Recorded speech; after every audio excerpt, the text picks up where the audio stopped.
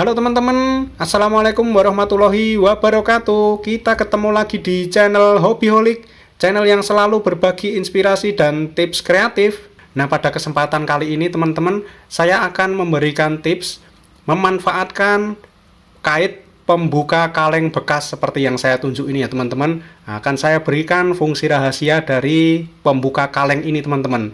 Fungsinya untuk apa? Pokoknya kalian terus simak video ini, jangan di skip-skip agar paham caranya ya teman-teman.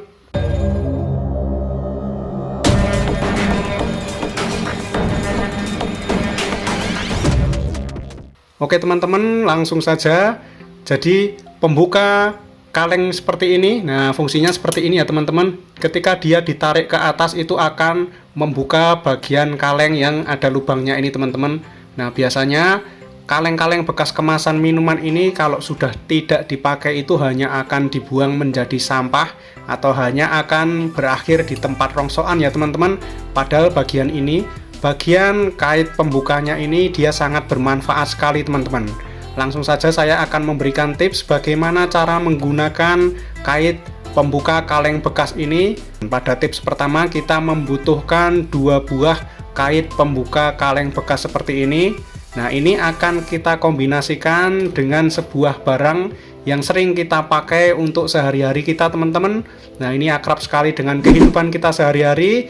Akan kita pasangkan pada hanger atau penggantung pakaian seperti ini ya teman-teman. Nah ini jadi bisa kita kombinasikan seperti ini. Hanger biasa, hanger kawat seperti ini akan menjadi lebih fungsional ketika kita tambahkan pengait pembuka kaleng bekas yang sudah tidak terpakai seperti ini teman-teman. Fungsinya agar bisa kita susun seperti ini. Jadi ini nanti akan bisa menghemat space saat kita menaruh pakaian kita, saat menaruh atau menjemur pakaian-pakaian kita teman-teman. Nah seperti ini, seperti yang kalian lihat seperti ini teman-teman. Fungsinya adalah untuk menyambung atau menyusun hanger gantungan pakaian seperti ini. Jadi kalau kita menggantung pakaian menggunakan hanger kawat seperti ini, kalau satu persatu seperti ini biasanya akan makan tempat banyak teman-teman. Pada saat kita menjemur setelah baju-baju kita cuci, baju atau celana kita cuci kemudian kita gantung di hanger ini, kalau satu persatu tentunya akan membuat tempat kita itu menjadi lebih cepat penuh ya teman-teman. Nah agar lebih efektif kita bisa menambahkan pembuka kaleng bekas seperti yang saya praktekkan tadi teman-teman. Tinggal kita pasang pada bagian tengah hanger ini, kemudian satu persatu hanger ini bisa kita susun, kita kaitkan seperti ini teman-teman. Nah seperti yang kalian lihat di video ini teman-teman, kita bisa menyusun. Untuk menggunakan 2 buah pembuka kaleng bekas tadi bisa kita pakai untuk menyusun 3 hanger atau gantungan pakaian ya teman-teman. Nah jadinya seperti ini. Jadi baju yang kita susun di hanger atau gantungan pakaian ini tetap rapi. Nah kalau sudah kita susun seperti ini akan lebih enak saat kita gantungkan di dinding, saat kita jemur ataupun saat kita display jika kita berdagang atau berjualan pakaian di lapak ya teman-teman. Jadi buat kalian pedagang pakaian yang sering bingung saat mendisplay pakaian-pakaian seperti ini, agar lebih hemat tempat bisa kalian tambahkan kait pembuka kaleng bekas seperti ini teman-teman. Nah selain bisa menghemat tempat, tentunya pakaian-pakaian yang kita gantung seperti ini akan lebih mudah dipilih ya teman-teman, dan tentunya tidak menjadi kusut karena pakaian ini bisa tergantung dengan rapi menggunakan hanger-hanger yang biasa kita pakai untuk menjemur pakaian itu teman-teman. Saat ingin melepaskannya teman-teman, ini mudah sekali kita lakukan. Nah ini akan saya praktekkan. Ketika kita ingin melepaskan hangernya, tinggal kita tarik keluar dari lubangnya seperti ini teman-teman. Nah ketika ingin memasangnya, tinggal kita balikkan seperti ini dengan mudah. Pakaian akan tetap tergantung rapi dan tidak kusut ya teman-teman. Nah itulah tadi tips pertama memanfaatkan kait pembuka kaleng bekas. Nah kali ini saya akan memberikan tips kedua, masih memanfaatkan kait pembuka kaleng bekas seperti ini teman-teman. Kita akan melepas satu kait pembuka kaleng seperti pada awal video tadi. Kita ungkit-ungkit seperti ini sampai patah dan lepas seperti ini ya teman-teman. Nah, pada tips kedua ini kita hanya memerlukan satu kait pembuka kaleng bekas seperti ini saja teman-teman. Kalau sudah kita dapatkan satu kait pembuka ini, kemudian akan kita gabungkan dengan potongan kaleng yang di bawahnya ini teman-teman. Bentuknya cekung seperti ini.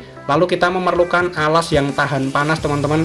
Kalian bisa memakai batu bata seperti yang saya pakai gini, atau memakai potongan keramik atau potongan genting juga bisa ya teman-teman. Yang penting bisa menahan panas. Lalu kita lanjutkan prosesnya. Kait pembuka kaleng bekas tadi akan kita tekuk teman-teman.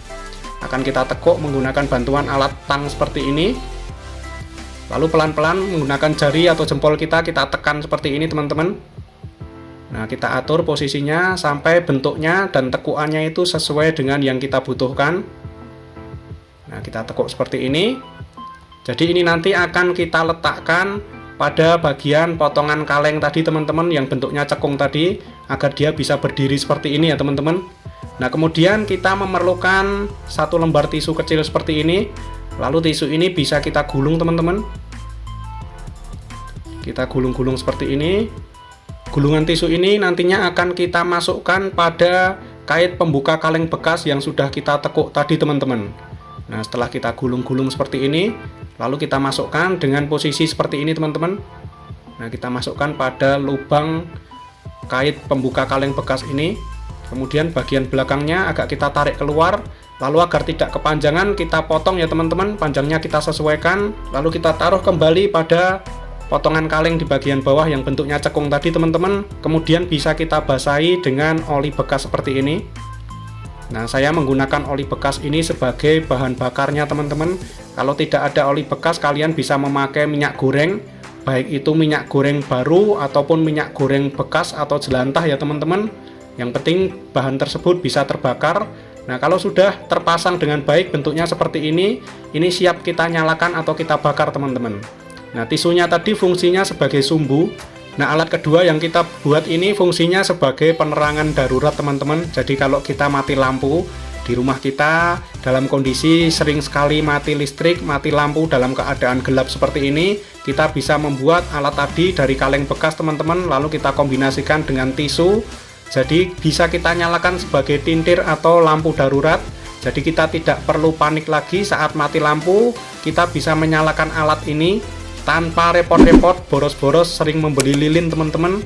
Kita bisa menggunakan alat yang kita buat sendiri, menggunakan kait pembuka kaleng bekas dan bagian bawah kaleng tadi teman-teman, yang kita kombinasikan dengan bahan bakar oli bekas, kemudian sumbunya menggunakan tisu sebagai lampu penerangan darurat atau tintir teman-teman.